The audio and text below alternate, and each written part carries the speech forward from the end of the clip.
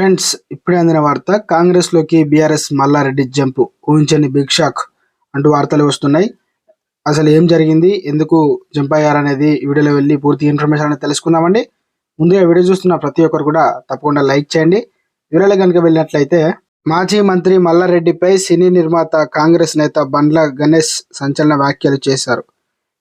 గాంధీ భవన్లో Bandla Ganesh Malkajgiri MP seat దరఖాస్తు చేసుకున్నారు. ఈ సందర్భంగా ఆయన మాట్లాడుతూ, సీఎం రేవంత్ రెడ్డిపై మల్లారెడ్డి మతి భ్రమించినట్లు మాట్లాడుతున్నారని, మల్లారెడ్డి విద్యార్థుల రక్తాన్ని పీలుస్తున్నారని ఫైర్ అయ్యారు.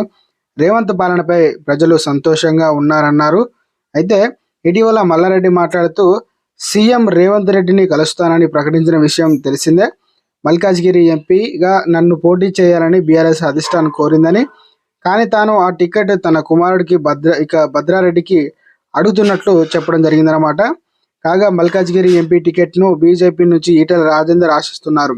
ఈ స్థానంలో నిలిచే అభ్యర్థులపై 3 పార్టీలు తుది నిర్ణయం ప్రకటించాల్సి ఉండగా, ఇప్పుడే ముఖ్య నేతల మధ్య మాటల యుద్ధం స్టార్ట్ కావడంతో ఈ లోక్సభ సెగ్మెంట్ హాట్ టాపిక్గా మారిందన్నమాట. సీఎం రేవంత్ రెడ్డి ఇదే స్థానం నుంచి ఎంపీగా కొనసాగిన విషయం మనందరికీ కూడా తెలిసిందే. చూడాలి మరి ఏం జరగబోతుందో అనేది.